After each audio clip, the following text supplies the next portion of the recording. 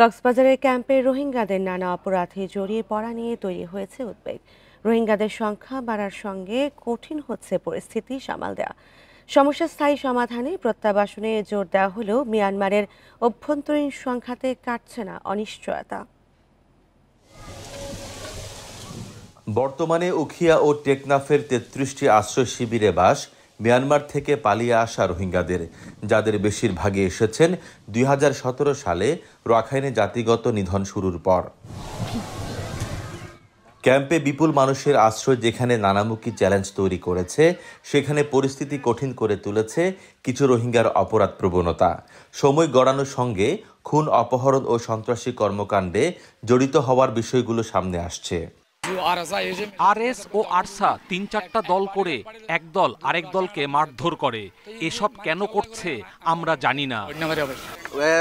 তারা এখানে একজন আরেকজনের সাথে শত্রুতা করে, মারামারি করে। শুধু ক্যাম্প নয়, রোহিঙ্গাদের কারণে আশপাশের এলাকার আইনশৃঙ্খলা পরিস্থিতি নিয়েও আশঙ্কা তৈরি হয়েছে, যা নিয়ে উদ্বিগ্ন স্থানীয় নাগরিকেরাও। রোহিঙ্গাটা বর্তমানে বাংলাদেশের গলার কাটা হয়ে দাঁড়িয়েছে এবং তারা নিজেরাই নিজেদের সংঘাতে লিপ্ত হচ্ছে এবং আইনশৃঙ্খলা পরিস্থিতিকে তারা ডিটেরিয়েট করছে। রেহাইয়ের পরিত্রাণের একমাত্র উপায় হচ্ছে রোহিঙ্গাদেরকে স্বদেশে ফেরত পাঠানোর ব্যবস্থা করা। রোহিঙ্গা সংকট সমাধানে ঘুরে ফিরে আসছে তাদের নিজ দেশে ফেরত পাঠানোর প্রসঙ্গ। তবে মিয়ানমারের অভ্যন্তরীণ সংঘাতের কারণে প্রত্যাবাসন নিয়ে অনিশ্চয়তা কাটছে না। সাম্প্রতিক সময়ে রাখাইনের পরিস্থিতির কারণেই মূলত সেখানকার রোহিঙ্গারা আপনার বঙ্গোপসাগর দিয়ে মালয়েশিয়া, ইন্দোনেশিয়ার দিকে যাচ্ছে, কারণ তারা জানে ক্যাম্পের পরিস্থিতিও ভালো নয়। প্রত্যাবাসন প্রক্রিয়ায় গতি আনতে আলোচনায় প্রতিনিধিত্ব নিশ্চিতে জোর দিচ্ছেন রোহিঙ্গা নেতারা। বাংলাদেশ সরকারেরও রাজনৈতিক প্রতিনিধি এবং পশ্চিমা দেশগুলোর সাথে কে কথা বলবে তার জন্য আমাদের সংগঠন দরকার, কারণ যে কোনো একদিন আমাদের বাংলাদেশ থেকে মিয়ানমারে ফেরত যেতে হবে। উখিয়া ও টেকনাফের ক্যাম্পগুলোতে নতুন পুরাতন মিলিয়ে রোহিঙ্গার সংখ্যা ছাড়িয়েছে ১৩ লাখ। তৌফিকুল ইসলাম, ইন্ডিপেন্ডেন্ট নিউজ, কক্সবাজার। আর এই নিয়ে আলোচনা করতে রাজধানীর বনানী থেকে আমাদের সাথে যোগ দিচ্ছেন অভিবাসন বিশেষজ্ঞ আসিফ মুনির। আসিফ মুনির, স্বাগত আপনাকে আমাদের সাথে যুক্ত হওয়ার জন্য। প্রথমে যে বিষয়টা আমি জানতে চাচ্ছি যে কোনোভাবেই রোহিঙ্গা প্রত্যাবাসনের কোনো সম্ভাবনা দেখা যাচ্ছে কিনা, এবং এ নিয়ে সরকারের পক্ষ থেকে নতুন করে কোনো উদ্যোগ নেওয়া আছে কিনা, এবং আন্তর্জাতিক সম্প্রদায়কে কিভাবে এই বিষয়ে আরো সক্রিয় করা যায়? প্রত্যাবাসনের বিষয়টি এখনো অনিশ্চিত এবং সেভাবে কোনো সম্ভাবনা এখনো দেখা যাচ্ছে না। আর নতুন উদ্যোগের কথা যেটা বললেন, যে বর্তমান সরকার যেটা চেষ্টা করেছে, বিশেষ করে জাতিসংঘে বিগত সেপ্টেম্বরে যে সাধারণ পরিষদের সভা হয়েছে, সেটার পাশাপাশি কিছু সাইডলাইন বৈঠকে আমাদের মাননীয় প্রধান উপদেষ্টা প্রস্তাব রেখেছিলেন যে একটা আন্তর্জাতিক সম্মেলন রোহিঙ্গা বিষয়ে আলাদাভাবে করার জন্য। যদিও জাতিসংঘের বিভিন্ন বৈঠকে এটা নিয়ে আলাপ হয়, তো সেটা তখন সবাই সম্মত হয়েছে, অনেক দেশই সম্মত হয়েছে এবং সেটার একটা প্রস্তুতি পর্ব চলছে। সেটার ভিত্তিতে আমরা যেটা জানি যে আগামী সেপ্টেম্বরে যখন আবার এই সভা হতে যাচ্ছে জাতিসংঘের, সেখানে একটা বড় বৈঠক হবে জাতিসংঘের সদস্য রাষ্ট্রদের নিয়ে, যে এই ব্যাপারটা সমাধানে কি কি করা যায়। আরেকটা হচ্ছে যে আলাদা একটা আন্তর্জাতিক সম্মেলন হওয়ার কথা কাতারের দোহাতে ডিসেম্বরে। এই দুইটা একটা নতুন উদ্যোগ বলা যেতে পারে এবং সেই অনুযায়ী কিছুটা কূটনৈতিক তৎপরতা শুরু হয়েছে। যেমন আমরা জানি যে এই আগামী কয়েকদিনের মধ্যেই কক্সবাজারে আমাদের মাননীয় প্রধান উপদেষ্টা যাবেন এবং সেখানে বেশ কিছু কূটনীতিকদেরকে আহ্বান করা হয়েছে। গত কয়েকদিন আগে তাদেরকে ব্রিফিং দেওয়া হয়েছে। কাজে একটা প্রস্তুতি পর্ব চলছে অন্তত আন্তর্জাতিকভাবে এই বিষয়টিকে আবার আলোচনার সামনে নিয়ে আসার ক্ষেত্রে। ক্যাম্পে থাকা রোহিঙ্গারা যাতে অপরাধে না জড়িয়ে যায় সেটি কিভাবে নিশ্চিত করা সম্ভব, এবং তাদেরকে নজরদারির মধ্যে রাখা কি আদৌ সম্ভব বলে আপনি মনে করেন? হ্যাঁ, যেটা আপনাদের প্রতিবেদকও বলছিলেন যে কিছু রোহিঙ্গা এরকম আইন শৃঙ্খলা পরিস্থিতি অবনতির জন্য দায়ী, সেটার কারণে রোহিঙ্গারা নিজেরাই সবচেয়ে বেশি আতঙ্কে রয়েছে। তো সেটা একেবারে যে আমরা অ্যাড্রেস করতে পারছি না তা না। আমরা বিভিন্ন সময় দেখেছি যে আমাদের আইন শৃঙ্খলা বাহিনী, বিশেষ করে বিশেষ বাহিনী যেগুলো আছে এবং আমাদের গোয়েন্দা সংস্থার তৎপরতায় মাঝে মাঝে কিছু নেতৃস্থানীয় এইসব সশস্ত্র বাহিনীর লোকজনকে পাকড়াও করা হয়েছে এবং তাদেরকে আইনের প্রক্রিয়ায় আনা হয়েছে। কিন্তু ব্যক্তিকে যখন আমরা অ্যারেস্ট করছি, সংগঠনটি তো রয়ে যাচ্ছে বা তাদের সাংগঠনিক প্রক্রিয়াটা রয়ে যাচ্ছে। সেটিকে নির্মূল করার ক্ষেত্রে একটা উদ্যোগ দরকার। তো সেই ক্ষেত্রে এই ধরনের ঘটনা কিন্তু অন্যান্য শরণার্থী শিবিরেও হয়, অন্যান্য দেশেও হয়। এই আন্তর্জাতিক অভিজ্ঞতাকে কাজে লাগানো যেতে পারে এবং আমাদের বিশেষ করে বাংলাদেশের কিন্তু একটা সুনাম রয়েছে বিশ্বে পিস কিপিং এ, শান্তি রক্ষা বাহিনীর ক্ষেত্রে। তো সেই অভিজ্ঞতাকে কাজে লাগিয়ে ক্যাম্পের ভেতরে শুধুমাত্র স্বাভাবিক আইন শৃঙ্খলা বাহিনীর তৎপরতা না, বিশেষভাবে যদি আমাদের সামরিক বাহিনীর একটা গোষ্ঠী কাজ করে বা পরামর্শ দেয় যে কি করে এখানে আইন শৃঙ্খলা নিয়ন্ত্রণ করা যায়, কারণ এখানে সশস্ত্র গোষ্ঠীগুলো রয়েছে এবং অস্ত্রগুলো কিন্তু আমাদের দেশের বাইরে থেকে বর্ডার দিয়ে আসছে। তো এখানে বর্ডারকে নিয়ন্ত্রণ করার ব্যাপার, অস্ত্রের আনাগোনা বন্ধ করা, মানুষের অবাধ চলাফেরা বন্ধ করা, এই প্রক্রিয়াগুলো জোরদার করা দরকার সমন্বিত উদ্যোগ নিয়ে। সেটা করা সম্ভব এবং কিছু চিরুনি অভিযান চালিয়ে গোষ্ঠীগুলোকে একেবারে সমূলে উৎপাটিত করার একটা প্রক্রিয়া থাকা দরকার।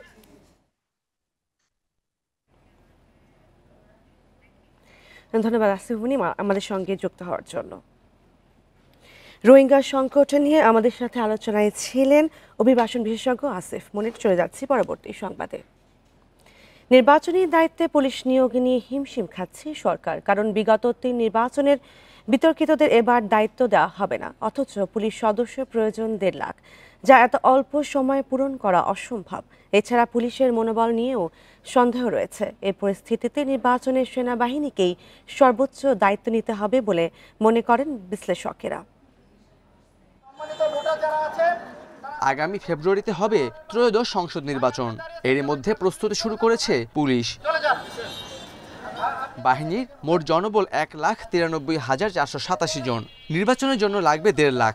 সেপ্টেম্বরে শুরু হবে তাদের প্রশিক্ষণ। অথচ বিগত 3 নির্বাচনের বিতর্কিত ওসি, অতিরিক্ত পুলিশ সুপার, এসপি ও ডিআইজিদের বাদ দেওয়ার সিদ্ধান্ত হয়েছে। রাজনৈতিক বিশ্লেষকরা বলছেন, নির্বাচন সুষ্ঠু ও শান্তিপূর্ণ করতে পুলিশের ভূমিকা গুরুত্বপূর্ণ। তবে তারা মানসিকভাবে এখনও অপ্রস্তুত। ফলে নির্ভর করতে হবে সেনাবাহিনীর উপর। আর্মিকে ব্যবহার করা, যেটা আওয়ামী লীগ আমলে আর্মিকে এই দায়িত্ব থেকে দূরে রাখা হয়েছিল আর কি। সবসময় ইলেকশনের ডিউটিগুলোতে তো আর্মি করে আসতেছিল। আগের যতগুলো ভালো ভালো ইলেকশন হয়েছে সবগুলো ইলেকশনে আর্মির একটা রোল ছিল। সুতরাং এবার যদি তারা সেই রোলটা প্লে না করে তাহলে তো তাদের অর্গানাইজেশনাল একটা দুর্নাম হবে। এবার নির্বাচনে সেনাবাহিনীর 80,000-এর বেশি সদস্য মোতায়েনের সিদ্ধান্ত হয়েছে। সব বাহিনী মিলে দায়িত্ব পালন করবে প্রায় 8 লাখ সদস্য। Khaled Raihan, independent news, Dhaka. জাতীয় নির্বাচনের জন্য মাত্র 15,851 জন পুলিশ সদস্য নিয়োগ পেয়েছে। স্বরাষ্ট্র উপদেষ্টা জানান, পুলিশ ছাড়াও বিজিবি, আনসার সহ 27,637 জন নতুন সদস্য নেওয়া হয়েছে। সোমবার বিকেলে সচিবালয়ে এক সভা শেষে তিনি তথ্য দেন। উপদেষ্টা আরও বলেন, মব জাস্টিস এখনও চলছে, তবে তা কমাতে চেষ্টা করছে সরকার। সোমবার সচিবালয়ে অনুষ্ঠিত হয় আইন শৃঙ্খলা সংক্রান্ত কোর কমিটির 12তম সভা। পরে সংবাদ সম্মেলন করেন স্বরাষ্ট্র উপদেষ্টা। তিনি জানান, গত 1 বছরে পুলিশে 15,851 জন, বিজিবিতে 4,469, আনসারে 5,551, কারা অধিদপ্তরে 1,558 এবং ফায়ার সার্ভিসে 208 জনকে নিয়োগ দেওয়া হয়েছে। র্যাব ও কোস্টগার্ডেও নতুন সদস্য আনা হয়েছে, যারা সবাই আগামী সংসদ নির্বাচনের আগেই কাজ শুরু করবে। সংখ্যাটা আবার বলি, পুলিশ হলো 15,851 জন, বিজিবি হলো 4,469 জন, আনসার হলো 5,551 জন, ফায়ার হলো 208 জন, আর কারা হলো 1,558 জন। এক প্রশ্নের জবাবে তিনি জানান, 15 আগস্ট ধানমন্ডি 32 নম্বরে ফুল দেওয়া নিয়ে কোনো নির্দেশনা ছিল না, তবে কোনো অপ্রীতিকর ঘটনা যাতে না ঘটে সেজন্য ছিল সতর্ক অবস্থান। যেমন রংপুরে একটা মব জাস্টিস হয়েছে কিছুদিন আগে, যদি ঢাকার এই সব এলাকায় কমছে, কিন্তু আশেপাশে কিন্তু মব জাস্টিস 2-1টা হয়ে যাচ্ছে। এটার আমরা চেষ্টা করতেছি যতটা কমায় নিয়ে আসা যায়। নির্দেশনা ছিল আমি জানি না, বাট আমাদের ক্ষেত্রেও যে ফুল দেওয়া ঠেওয়া দেওয়া, আপনারাই তো জানেন পরিস্থিতি কি। এটার ক্ষেত্রে আমাদের ক্ষেত্রে যেন কোনো রকমের অপ্রীতিকর ঘটনা না ঘটে, এই ব্যাপারে আমাদের নির্দেশনা ছিল। হারুন সহ 18 পুলিশ কর্মকর্তাকে বরখাস্ত করা স্বাভাবিক প্রক্রিয়া বলে জানান স্বরাষ্ট্র উপদেষ্টা। Hasib Mahmud Shah, independent news, Dhaka. এখন থেকে স্থানীয় সরকার নির্বাচনে দলীয় পরিচয় ও প্রতীক থাকছে না, এই বিষয়ক অধ্যাদেশে সই করেছেন রাষ্ট্রপতি মোহাম্মদ শাহাবুদ্দিন। সোমবার রাতে এ তথ্য জানানো হয়েছে। ইউনিয়ন পরিষদ, উপজেলা পরিষদ, পৌরসভা ও সিটি কর্পোরেশন আইন সংশোধনের প্রস্তাবে 24 জুলাই সম্মতি দেয় উপদেষ্টা পরিষদ। গত বৃহস্পতিবার ফেসবুক পোস্টে স্থানীয় সরকার উপদেষ্টা আসিফ মাহমুদ জানান, দলীয় প্রতীকে স্থানীয় সরকার নির্বাচনের আর কোনো সুযোগ নেই। বিগত সময়ে দলীয় প্রতীক পাওয়া না পাওয়া নিয়ে অনেক হানাহানি হয়েছে। 2015 সালের সিটি কর্পোরেশন, পৌরসভা, উপজেলা ও ইউনিয়নে দলীয় প্রতীকে ভোটের বিধান রেখে আইন সংশোধন করে বিগত আওয়ামী লীগ সরকার। সেটি সংশোধন করে নতুন অধ্যাদেশ জারি হলো।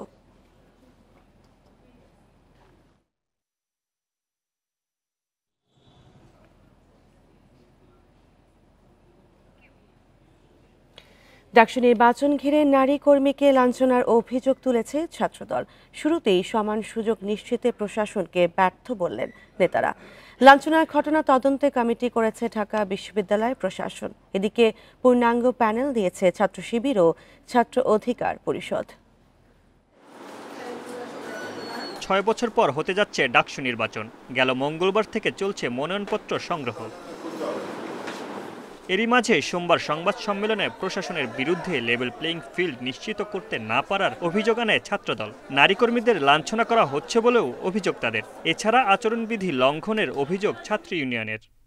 ডাকসু নির্বাচন করার লক্ষ্যে আপনারা বিশ্ববিদ্যালয়ের বর্তমান যে বিদ্যমান পরিস্থিতি, যে আইন শৃঙ্খলা পরিস্থিতি এবং যে মব পরিস্থিতি, সেটিকে পুরোপুরিভাবে যদি নিয়ন্ত্রণ না করতে পারেন, তাহলে এই নির্বাচন কোনোভাবে অবাধ ও অংশগ্রহণমূলক করা সম্ভব হবে না। এবং আমরা বারবার অবগত করেছি যে এখন পর্যন্ত বিশ্ববিদ্যালয় প্রশাসন লেভেল প্লেইং ফিল্ড নিশ্চিত করতে পারেনি। একাধিক হলে প্রাধ্যক্ষের ভূমিকায় এখনো এমন শিক্ষকরা আছেন যারা গত বছর 3রা আগস্ট পর্যন্ত জুলাই অভ্যুত্থানকে জঙ্গিবাদ হিসেবে আখ্যা দিয়ে গণহত্যার পক্ষে সম্মতি উৎপাদন করে মিটিং মিছিল করেছেন। নারী কর্মী লাঞ্ছনার ঘটনা তদন্তে 4 সদস্যের কমিটি করেছে বিশ্ববিদ্যালয় প্রশাসন। এছাড়া মনোনয়নপত্র সংগ্রহ ও জমার সময় 1 দিন করে বাড়ানো হয়েছে। আচরণবিধি লঙ্ঘন সহ যে কোনো অপরাধে কাউকে ছাড় দেওয়া হবে না বলে জানান চিফ রিটার্নিং অফিসার। আপনারা তো সাক্ষী ছিলেন, আপনাদের কাছে মনে হয়েছে আমরা কোনো পক্ষের প্রতি কোনো ধরনের সহানুভূতি দেখাইছি অথবা কিছু করছি না, আমরা দেখাইনি। আমাদের কাছে সবাই আমাদের প্রিয় ছাত্রছাত্রী, আমরা কমিশনের 10 জন মেম্বার সবার প্রতি আমরা সমান আচরণ করেছি। এদিকে ডাকসু নির্বাচনের জন্য সোমবার পূর্ণাঙ্গ প্যানেল ঘোষণা করে ছাত্র শিবির এবং ছাত্র অধিকার পরিষদ। এছাড়া স্বতন্ত্র প্যানেল দেওয়ার কথা জানিয়েছেন উমামা ফাতেমা। মনোনয়নপত্র যাচাই শেষে 22 আগস্ট চূড়ান্ত প্রার্থী ঘোষণা করবে প্রশাসন। ভোট হবে 9 September. Mamunur Rahman, independent news, Dhaka. কেন্দ্রীয় ছাত্র সংসদ ডাকসু নির্বাচনে মনোনয়নপত্র সংগ্রহ করেছেন 565 জন, আর 18টি হল সংসদের জন্য নিয়েছেন 1226 জন। সোমবার রাতে আরেকদিন সময় বাড়ানোর ঘোষণা দিয়েছে প্রশাসন। প্রধান রিটার্নিং কর্মকর্তা অধ্যাপক মোহাম্মদ জসিমউদ্দিন জানান, যারা মনোনয়নপত্র নিয়েছেন তাদের মধ্যে কেউ অপরাধী থাকলে প্রার্থিতা বাতিল করা হবে। 28 বছর পর ডাকসু নির্বাচন হয় 2019 সালে। 6 বছর পর আবারও নির্বাচন হচ্ছে 9 সেপ্টেম্বর। 12 আগস্ট থেকে শুরু হয়েছে মনোনয়নপত্র সংগ্রহ। সোমবার নিয়েছেন 442 জন। শিক্ষার্থীদের কল্যাণে কাজ করার প্রতিশ্রুতি দেন প্রার্থীরা। ক্যাম্পাসের নিরাপত্তা থেকে আবাসন, সব সমস্যার সমাধানের প্রতিশ্রুতিও তাদের। ক্যাম্পাসটাকে কিভাবে নিরাপদ করা যায়, সহনশীল করা যায়, এবং যেহেতু এখানে আমরা সবাই মা বাপ ছাইরা, ঘর ছাইরা, সব কিছু ছাইরা আসি, তো আমাদের থাকার জায়গাটাকে কীভাবে আরও সুন্দর করা যায় সেই প্রচেষ্টা আমরা সকলেই করি। আপনি যখন আর্থিকভাবে অসচ্ছল হবেন, আপনার মাথায় অনেক মানসিক চিন্তা থাকবে, আমরা তাদের বৃত্তি প্রদানের মাধ্যমে তারা ক্যারিয়ারে যাতে ভালোভাবে ফোকাস করতে পারে সেদিকে এগিয়ে নিয়ে যাব। আবাসন সংকট নিয়ে আমরা অবশ্যই কাজ করতে হবে। মঙ্গলবারও সংগ্রহ করা যাবে মনোনয়নপত্র। যাচাই বাছাই শেষে 21 আগস্ট চূড়ান্ত প্রার্থী তালিকা ঘোষণা করা হবে। প্রধান রিটার্নিং কর্মকর্তা বলেন, কেউ অপরাধ করে থাকলে বাতিল হবে প্রার্থিতা। 565টি মনোনয়নপত্র ডাকসু থেকে সংগ্রহ করেছে ছাত্রছাত্রীরা। অপরদিকে হল থেকে আমরা এইমাত্র হলের হিসাবটা পেয়েছি, সকল হল মিলে 1226টি মনোনয়নপত্র সংগ্রহ করেছে ছাত্রছাত্রীরা। এবার ডাকসু নির্বাচনে মোট ভোটার 39,775 জন। আল আমিন হোসেন, ইন্ডিপেন্ডেন্ট নিউজ, ঢাকা। এবছর ডেঙ্গুর উচ্চ ঝুঁকিতে ঢাকার 2 সিটি কর্পোরেশন। উত্তর ও দক্ষিণ সিটির প্রায় সব ওয়ার্ডেই এডিসের ঘনত্ব মিলেছে 20-এর বেশি। কোনো কোনো ওয়ার্ডে এর ঘনত্ব 100। জাহাঙ্গীরনগর বিশ্ববিদ্যালয়ের গবেষণায় মিলছে এ তথ্য। এডিস নিধনে বিশেষ কর্মসূচি নেয়ার কথা জানিয়েছে ঢাকা দক্ষিণ সিটি কর্পোরেশন। মশার প্রজনন হার জানতে ব্যবহার করা হয় ব্রুটো ইন্ডেক্স। এটি মূলত এডিস মশার লার্ভার ঘনত্ব নির্দেশ করে, যা থেকে ডেঙ্গুর ঝুঁকি বোঝা যায়। এরই মধ্যে এডিস মশার ঘনত্ব জানতে জরিপ করেছেন জাহাঙ্গীরনগর বিশ্ববিদ্যালয়ের গবেষকেরা। সেখানে দেখা গেছে ডেঙ্গুর উচ্চ ঝুঁকিতে ঢাকার 2 সিটি কর্পোরেশন। ব্রুটো ইন্ডেক্সে এখানে এডিসের ঘনত্ব মিলেছে 100 পর্যন্ত। ঢাকা উত্তর এবং দক্ষিণ সিটি কর্পোরেশনের প্রায় প্রতিটি ওয়ার্ডেই এখন এডিস মশার ঘনত্বের ইন্ডেক্স 20-এর উপরে আছে। কোনো কোনো জায়গাতে আমরা এই ইন্ডেক্স 100-র উপরেও পাচ্ছি। এই মুহূর্তে যে বৃষ্টিপাতগুলো হচ্ছে, এই বৃষ্টিপাতটা যখন বন্ধ হয়ে যাবে এই মাসের শেষের দিকে এবং আগামী মাসে এডিস মশার ঘনত্ব আরও বাড়বে এবং ডেঙ্গুর প্রকোপ বাড়ার ঝুঁকি আরও বেশি তৈরি হবে। তবে সব ওয়ার্ডেই এডিস নিধনে বিশেষ কর্মসূচি নেওয়ার কথা জানিয়েছে ঢাকার 2 সিটি কর্পোরেশন। ডিএনসিসি থেকে রোগী খুবই কম যদি আমরা বলে থাকি, কিন্তু আমরা এটাতে আত্মতৃপ্তি না করে ভবিষ্যতে যেন যদি বড় ডিজাস্টার হয় এটাকে মাথায় রেখে এটার মোকাবেলা করার জন্য কিন্তু আমাদের প্রস্তুতিগুলো চলছে। নির্মাণাধীন ভবন এগুলোতে অনেক সময় পানি জমে থাকে চৌবাচ্চায়, এখানে সেখানে। তো এখানে যাতে এরকম কোনো পানি জমে না থাকতে পারে সে বিষয়ে তারা মোবাইল কোড করতেছেন। এই কার্যক্রমগুলো, প্রশাসনিক কার্যক্রমগুলো আমাদের চলমান রয়েছে। বিশেষজ্ঞরা অ্যাপ্রিহেন্ড করতেই পারেন বা জনগণ তারা অ্যাপ্রিহেন্ড করতে পারেন। তো আমার মনে হয় না যে এটা আমরা নিয়ন্ত্রণে রাখতে পারবো বলে বা এটা ছড়িয়ে পড়বে এরকম আমার কাছে মনে হয়। স্বাস্থ্য অধিদপ্তরের তথ্য অনুযায়ী চলতি বছর ঢাকার 2 সিটির মধ্যে শুধুমাত্র ঢাকা দক্ষিণে ডেঙ্গু আক্রান্তের সংখ্যা 3778 জন। সবচেয়ে বেশি মৃত্যু হয়েছে এই সিটি কর্পোরেশনেই 48 জনের। Adilur Rahman, independent news, Dhaka. বাতিল হয়ে যাওয়া পোষ্য কোটা নিয়ে আবারও মুখোমুখি অবস্থানে রাজশাহী বিশ্ববিদ্যালয়ের শিক্ষক, কর্মকর্তা ও কর্মচারীরা। এই পদ্ধতিকে প্রাতিষ্ঠানিক সুবিধা হিসেবে দাবি করে আন্দোলনে নেমেছে তারা। অন্যদিকে এর বিপক্ষে আবারও সোচ্চার আন্দোলনকারী শিক্ষার্থীরা। রাজশাহী বিশ্ববিদ্যালয়ে ভর্তির ক্ষেত্রে শিক্ষক, কর্মকর্তা ও কর্মচারীদের পোষ্য কোটার বিপক্ষে আন্দোলন করে শিক্ষার্থীরা। এক পর্যায়ে গত 2 জানুয়ারি এই সুবিধা বাতিলের ঘোষণা দেয় কর্তৃপক্ষ। তবে আবারও তা পুনর্বহালের দাবিতে কর্মবিরতি ও অবস্থান কর্মসূচি শুরু করেছেন শিক্ষক, কর্মকর্তা ও কর্মচারীরা। সব পাবলিক বিশ্ববিদ্যালয় কিন্তু এই সুযোগ সুবিধা বহাল আছে। ইভেন এই 24-25 শিক্ষাবর্ষে অনেক বিশ্ববিদ্যালয় কিন্তু অলরেডি এই প্রক্রিয়ায় ভর্তিও হয়ে গেছে। অনেকেই ভুল বুঝেছে বোধহয় এটা আমাদের পোষ্য কোটা, এই নামে আমাদের মূল আসনের বোধহয় কমে যাচ্ছে, তা কিন্তু না। রাজশাহী বিশ্ববিদ্যালয়ে কোনো নামেই আর কোটা পদ্ধতি পুনর্বহাল করতে দেওয়া হবে না বলছেন শিক্ষার্থীরা। যারা নতুন নামে বা বেনামে পোষ্য কোটার দাবি করছেন বা রাজশাহী বিশ্ববিদ্যালয়কে অচল করার চেষ্টা করছেন, আপনাদের এই চেষ্টা সফল হবে না। তাদের বাচ্চা কাচ্চার পড়াশোনার জন্য নতুন ভাতা দিতে পারে, এ ব্যাপারে আমাদের আপত্তি নেই, কিন্তু পোষ্য কোটাকে নতুন নামে যেভাবেই বিশ্ববিদ্যালয়ে আনা হোক না কেন শিক্ষার্থীরা এটা মেনে নেবে না। বিশ্ববিদ্যালয় কর্তৃপক্ষ জানিয়েছেন, বিভিন্ন শিক্ষা প্রতিষ্ঠানে এই সুবিধা চালু থাকায় এখানেও দাবি উঠেছে। তবে এ বিষয়ে চূড়ান্ত সিদ্ধান্ত নেবে ভর্তি কমিটি। এখন যেহেতু একটা সিদ্ধান্ত হয়ে আছে এবং সেটা আমাদের যে প্রক্রিয়া অনুসরণ করে সিদ্ধান্ত হয়েছে, চূড়ান্তভাবে আসলে ভর্তি কমিটি এই সিদ্ধান্ত নিতে পারবেন যে এই ধরনের বিশেষ সুবিধা বা প্রাতিষ্ঠানিক সুবিধা দেওয়া যাবে কি যাবে না। কোটা নিয়ে 2 পক্ষ সোচ্চার হওয়ায় ক্যাম্পাসের শান্তিপূর্ণ পরিস্থিতি নষ্ট হওয়ার শঙ্কা করছেন অনেকে। Ahsan Habib, Apu, independent news, Rajshahi. 2026 সালে এলডিসি উত্তরণের চ্যালেঞ্জ মোকাবেলায় প্রস্তুত নন ব্যবসায়ীরা। তাদের দাবি, এই মুহূর্তে এলডিসি থেকে উত্তরণ হলে রপ্তানি সহ নানা খাতে নেতিবাচক প্রভাব পড়বে। তবে এলডিসি উত্তরণ পেছানো বাস্তবসম্মত বলে মনে করছেন না অর্থনীতিবিদরা। তাদের মতে নির্বাচিত সরকার প্রয়োজনীয় সংস্কার করলে নির্ধারিত সময়ে উত্তরণ সম্ভব। বিশ্ব বাণিজ্য সংস্থার আওতায় শুল্কমুক্ত সুবিধায় ইউরোপীয় ইউনিয়ন, যুক্তরাষ্ট্র, ভারত সহ বিভিন্ন দেশে পণ্য রপ্তানি করে বাংলাদেশ, যেখানে রপ্তানি খাতে প্রণোদনার পরিমাণ প্রায় 9,000 কোটি টাকা। তবে 2026 সালে এলডিসি থেকে পুরোপুরি বের হওয়ার পর এসব সুবিধা থেকে বঞ্চিত হবে বাংলাদেশ। ব্যবসায়ীরা বলছেন, এলডিসি থেকে উত্তরণ হলে বাংলাদেশের পণ্য রপ্তানিতে শুল্ক বাড়বে 12%, আর বিভিন্ন বাণিজ্য সুবিধা নিশ্চিত করতে না পারলে রপ্তানি কমবে প্রায় 14%। তাই এলডিসি থেকে বের হলে সবচেয়ে বেশি ক্ষতির মুখে পড়বে রপ্তানি খাত, দাবি ব্যবসায়ীদের। ইউরোপিয়ান কান্ট্রি তাদের যে ডিউটি ফ্রি যে অ্যাক্সেস আছে, সবগুলো মিলে অনেকগুলো issue we are not ready right way. তো অনেক সমস্যার মধ্যে আমরা আবর্তন হয়ে যাবে এবং কস্ট অফ বিজনেস নিয়ে আমাদের আপনার চ্যালেঞ্জ চলে আসবে। আমাদের আরেকটু সময় ব্রিদিং দরকার। অর্থনীতিবিদরা বলছেন, উন্নয়নশীল দেশের কাতারে ওঠার রোডম্যাপ নিয়ে ব্যবসায়ীরা বেশ কয়েক বছর ধরে সময় পাওয়ার পরও প্রস্তুত হচ্ছে না।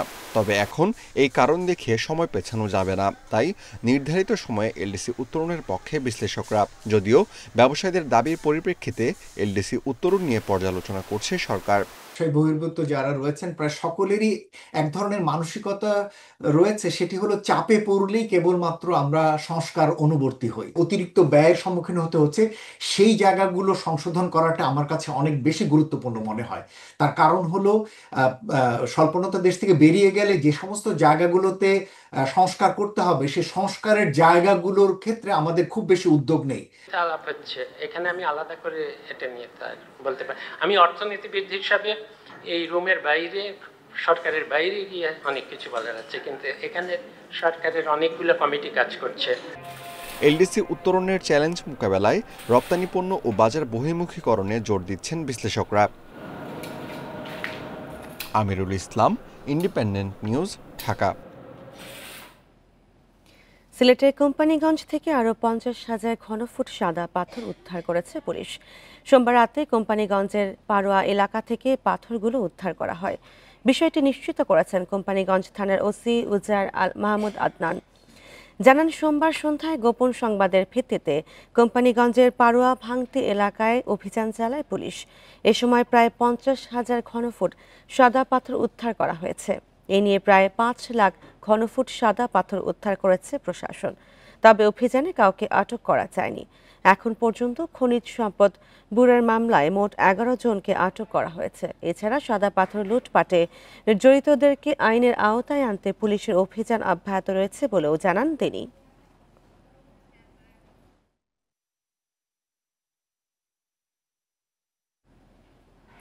সুনামগঞ্জ সিলেট আঞ্চলিক মহাসড়কে প্রায়ই দুর্ঘটনায় ছুটছে প্রাণ। চালকের অদক্ষতা, ফিটনেসবিহীন যান ও সড়ক প্রশস্ত না হওয়া দুর্ঘটনার মূল কারণ বলছেন সংশ্লিষ্টরা। যানবাহনের সংঘর্ষে প্রাণহানির পাশাপাশি বিভিন্ন স্থানে যানজটে ভোগান্তি পোহাচ্ছে যাত্রীরা। মহাসড়কটির 4 লেনে উন্নীত করার প্রকল্প হাতে নেওয়া হলেও তা দীর্ঘদিন ধরে আটকে আছে মন্ত্রণালয়ে। গত 6 আগস্ট সুনামগঞ্জ সিলেট মহাসড়কে বাস ও সিএনজি অটোরিকশার সংঘর্ষে 2 শিক্ষার্থী সহ 3 জনের মৃত্যু হয়। ঘটনাস্থলেই মারা যান সুনামগঞ্জ টেক্সটাইল ইনস্টিটিউটের শিক্ষার্থী আফসানা জাহান খুশি এবং সুনামগঞ্জ বিজ্ঞান ও প্রযুক্তি বিশ্ববিদ্যালয়ের শিক্ষার্থী স্নেহা চক্রবর্তী। 2 শিক্ষার্থীর মৃত্যুর প্রতিবাদে আন্দোলনে নামেন শিক্ষা প্রতিষ্ঠানের সহপাঠীরা। সড়ক অবরোধ করে বিক্ষোভ করেন তারা।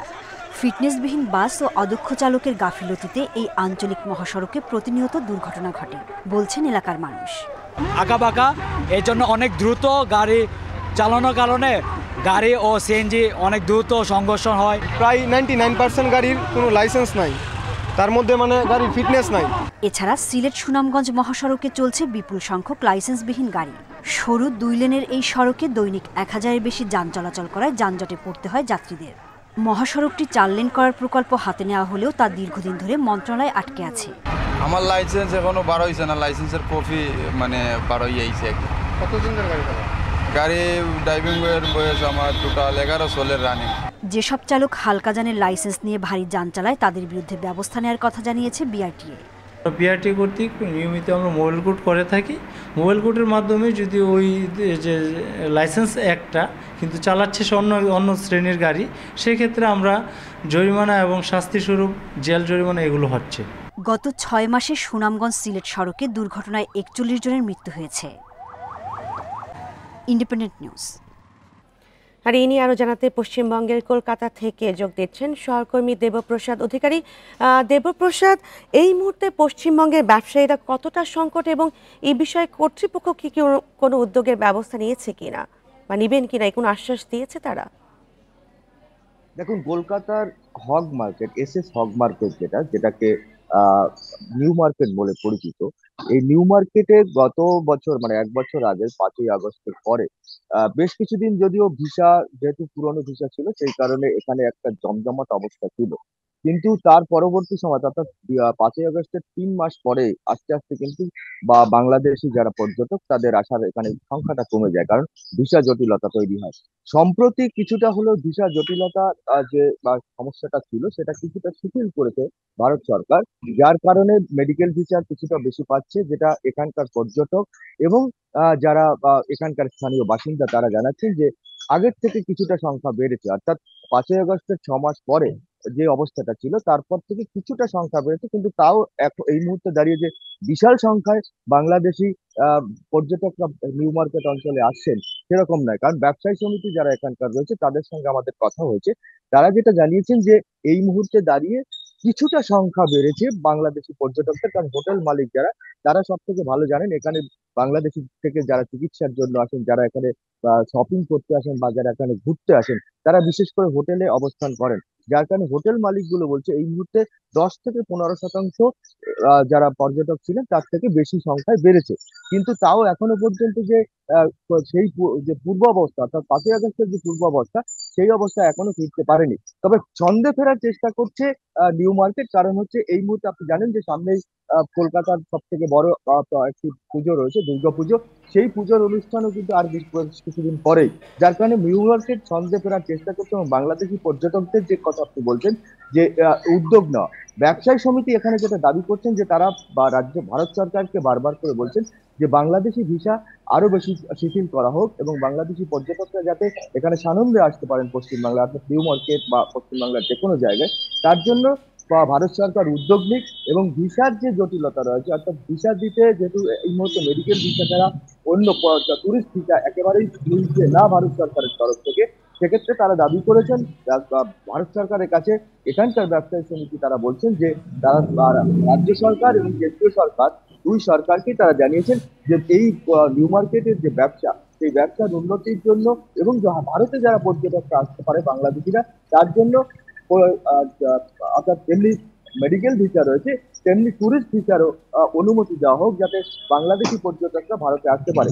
ব্যবসায়িক ক্ষতির কথা আপনি যেটা বলছেন, ব্যবসায়িকভাবে প্রচন্ড ক্ষতির মুখে পড়েছে নিউ মার্কেট অঞ্চল, কারণ এখানে বিশেষ করে বাংলাদেশি পর্যটকদের উপরে ডিপেন্ড করতে হয় এখানকার যারা ব্যবসায়ী রয়েছে, অর্থাৎ যারা ছোট ব্যবসায়ী থেকে বড় ব্যবসায়ী অর্থাৎ এখানকার শপিং মল থেকে শুরু করে এখানকার যারা ফুটে ব্যবসা করেন জামা কাপড়ের ব্যবসা করেন, তারা ক্ষতির মুখে পড়েছেন, প্রচন্ড ক্ষতির মুখে পড়েছেন। তারা ইতিমধ্যে কিন্তু বহুবার স্বীকার করেছেন যে বাংলাদেশি পর্যটক না আসার কারণে এখানে তাদের ব্যবসায় ক্ষতি হয়েছে, 60 থেকে 70% ব্যবসায় ক্ষতি হয়েছে।